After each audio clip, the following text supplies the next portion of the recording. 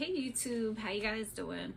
So today's video is gonna be on how to develop your team.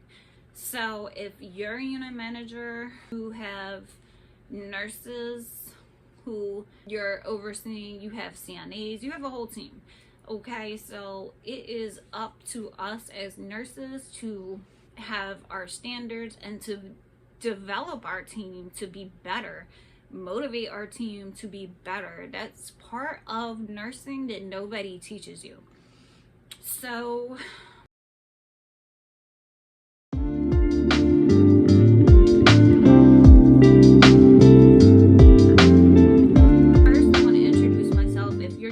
channel. My name is Lauren. I am an RN. Long story short, I went from CNA to RN. All that experience from 2005 to present has been in long-term care. So my channel is basically on long-term care, state surveys, the basics, on-the-job tips. I have videos on all that. So if you are in long-term care, you want to step your game up, check out my videos, go to my channel, check them out. If you like this video so far, hit like, hit subscribe. There's also a thank button. If you do that, I appreciate it so much. And let's get back into the video. Okay, so I was a floor nurse from 2011 to 2022. At the end of like 2022, in 2022, I kind of was like focusing on school.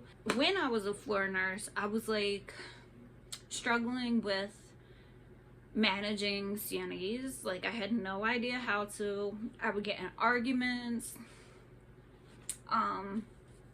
They would complain about other CNAs to me. Never really wrote anyone up. I wrote one person up for like, it was just so horrible. Like, the CNA like left the patient up in a bed, a mess, side rails down, and then the family came in and was like, yo, what the heck? And then when the family came in, the CNA was off the floor. I was like, I don't even know where she is. Like, that was so horrible to me. I went and told the supervisor, and the supervisor wrote her up. But like, I would tell CNAs what to do and this and that, but I never really looked at it from the perspective of, this is your team, you're the nurse, you're responsible for standards of care, so you have to develop your team. So I went looking for resources on how to develop my team and be a leader, because that's what school never taught me as an LPN and as an RN. How do you be a leader? You know what I mean? Like, how do you develop staff? How do you maintain a floor? How do you maintain standards of care? You know what I mean? Like, how do you take care of your good people? And like, I did a little bit of that when I was a floor nurse. Like, I got a gift card for like one of my best CNAs, and I gave that to her just as a thank you. So a chapter in this book is the basis for this video, and basically it called high, middle, low performers and critical conversations. That's the basis for this video. So there's people, this is the Studer group, I don't know if I'm saying that right. They got it down to a science. You know, they have the statistics, they know what works. So there's a method to this. The first line is, as a nurse leader, it's your responsibility to create and maintain a quality staff. It's your responsibility. You have to know how to recruit high performers, coach middle performers, and move lower performers up or out. So that is basically it in a nutshell, the video. So if you don't deal with low performers, what does that say to your high performers? That you're willing to let somebody drag down the team. You're willing to tolerate bad performance. So why is this high performer gonna pick up the slack for the low performer? Why is this high performer gonna be happy with keep putting out the work if this low performer is getting paid just like her? Like, where is the motivation for that high performer to not get dragged down and lower their standards? Because why are they working so hard if they can get away with not doing work, being lazy here and there? Why do they have to, you know what I mean? Like, it's not fair to the high performer to tolerate the low performer. So, and then it takes your time to deal with low performers because they're constantly making mistakes that you gotta clean up, or your team has to clean up. So for each type of performer, for the high performer, there's a conversation you need to have. For the middle performer, there's a conversation you need to have. For the low performer, there's a conversation you need to have.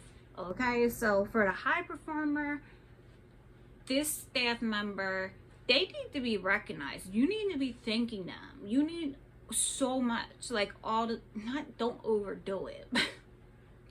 Don't overdo it to the point where it's like, stop thanking me, like what is wrong with you? But you need to appreciate this person with all your heart, because you need them.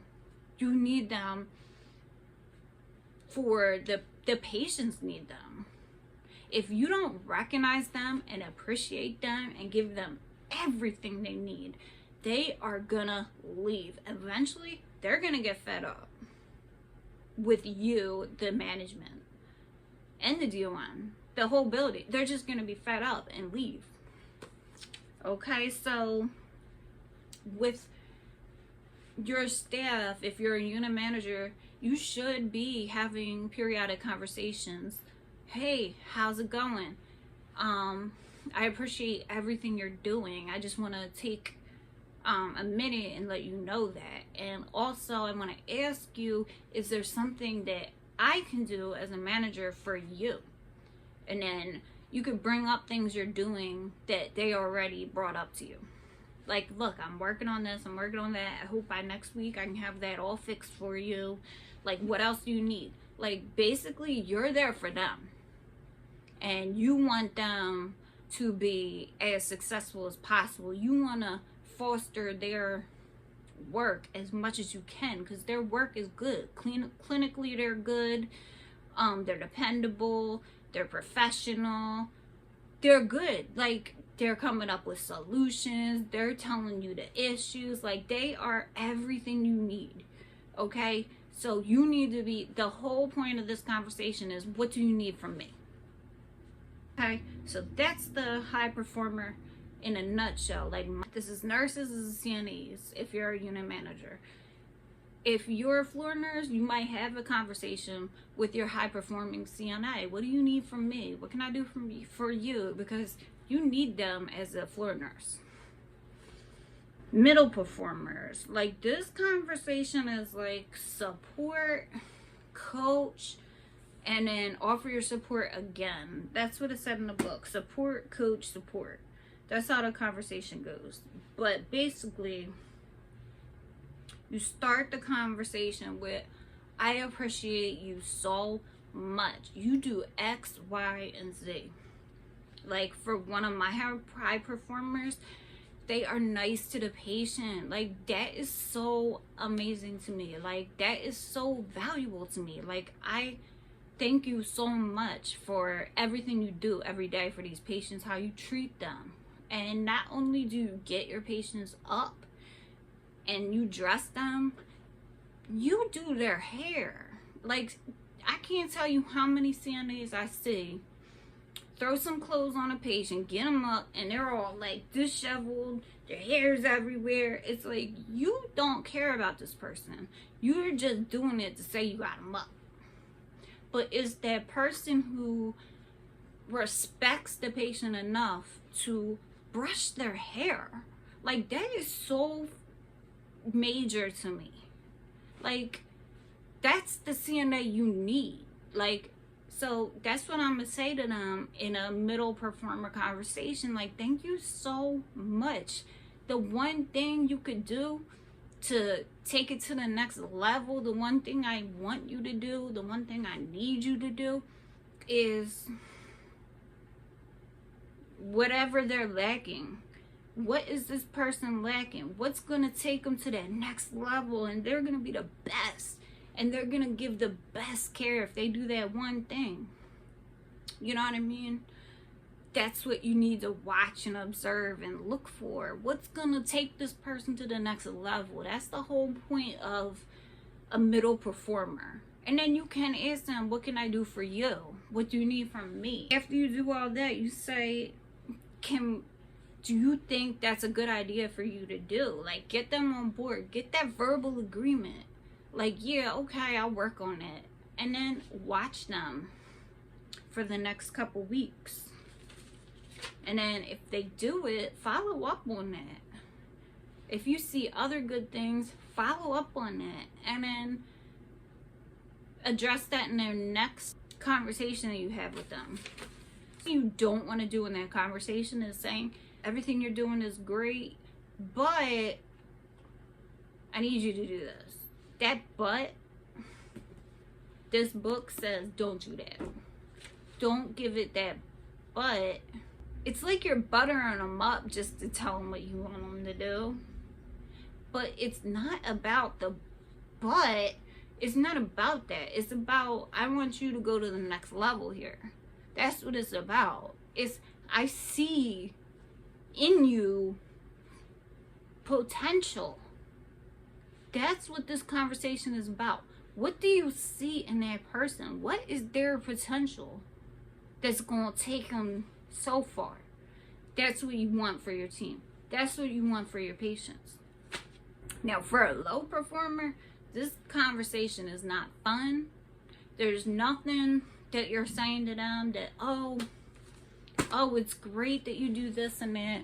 I mean, maybe you could, but this book says it's not about that. You're not having this conversation for that. Because low performers, all they do is drag the team down. And I caught myself thinking, oh, low performers, who cares? Like, I don't want to pick with people because staffing's so bad. But I'd rather be, I don't want to say I'd rather be short, but I think I have faith in agency and our staff, where if you create a good team, they're going to want to come to work. The staffing problem will kind of fix itself if you don't have a bad team. Like, if you develop your team, that's everything right there. So when you're having the low performers, don't think about, oh, but we're going to be short. I mean, still collaborate with your DON and this and that. Definitely before you go into this conversation, have the policy for disciplinary action. Definitely be on board with human resources too. Look, this person is an issue for X, Y, and Z. I need you to be aware of what's going on. I'm going to have this conversation with them. I just want to know the first step in the process. But definitely also have a paper where you're recording these conversations. Like, on this date, I had this conversation with so-and-so. This is the day I'm going to follow up with them. You know, or...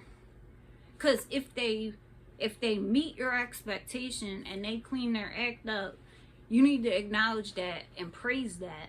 And then, because they might go to a middle performance level. So you need to take that low performer, evaluate, and if they don't do nothing, they totally ignore what you said, you know, they get the written warning. And they're either gonna, once they get that written or verbal or written, wherever they're at in the process, once they get that, if they don't take it up, a certain amount of time goes by, now you're getting another. It's either you go up or you go out the door. That's how it is. So for low performance, this book says you should not start with I'm glad to see you. I'm so happy you came in. You know, you do X, Y, and Z. That's great. they say like it shouldn't be like that. It's almost like the book says it's a painful conversation to have, because there's no sugarcoating. There's nothing that this person is doing that is benefiting the team. You know, it's just like you're just ready to fire them, but you're giving them several chances. And this is, once you have that first conversation with them, this is their first chance. So it's a desk model. That's what this book says. That's the model of the conversation. So the D is for describe. You describe the behavior. Look, say it's a CNA. Look, I have noticed that when you work, the patients are laying in bed till 12 o'clock. You don't get them up. They're laying in gowns. They're disheveled. That's what I noticed when you work. Evaluate the behavior. That's the E in desk. Evaluate them. This behavior affects the patient because they are going to add risk for skin breakdown. We're going to have bed sores. We're going to have X, Y, and Z. It lowers the bar of standards, basically. If I allow you to do this, it lowers the bar for my patients, because other CNAs are going to see that you're not doing a lot, that you're not doing X, Y, and Z, so why should they do it? It lowers the bar. Eventually, we'll have pneumonia because they're laying in bed. We'll have skin breakdown. We'll have depression because they're not getting stimulation. They're not going to activities. So that's the E.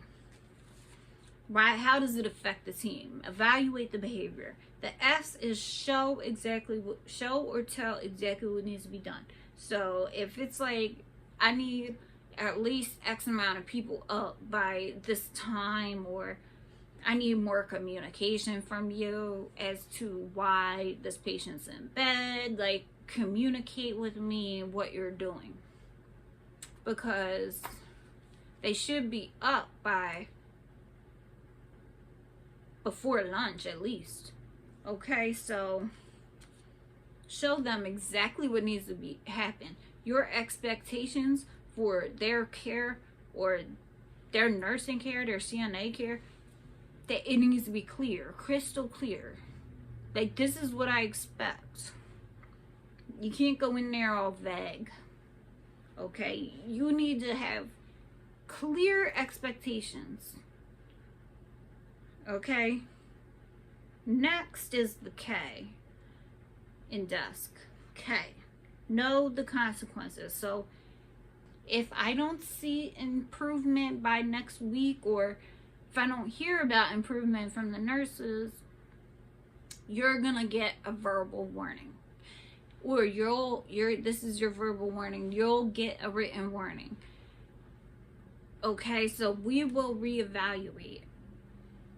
And that's probably part of the disciplinary process too. Like, how long do you wait before you follow up on this? 30 days, or I don't even know. But that's what I need to figure out. And that's the K. And that's basically it for the low performer. It's not a fun conversation. It's not going to be, you can't make it light and fluffy.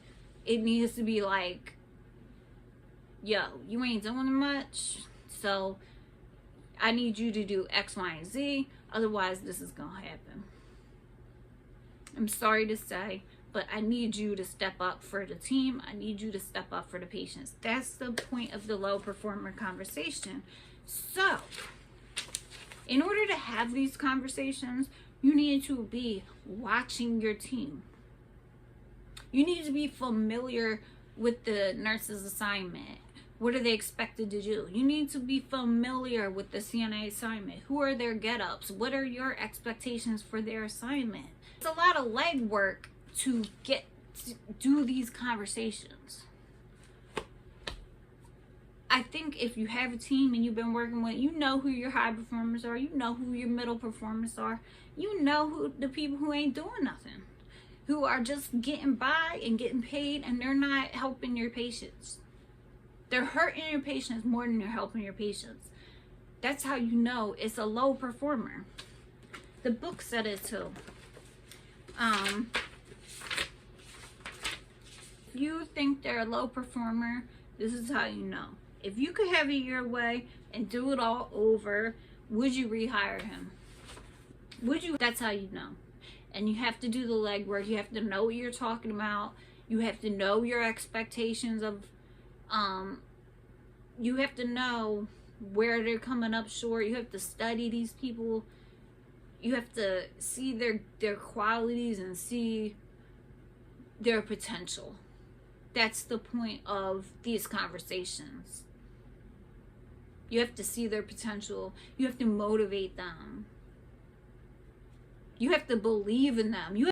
And you have to value your high performers and middle performers so much that you will not tolerate low performers.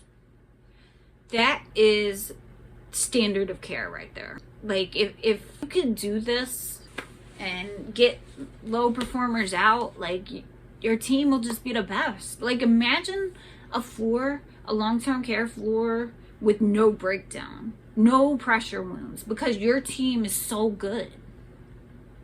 You know, and the hard part about unit manager is developing your team on 3 to 11. How do you do that? Like, that's where I am falling short.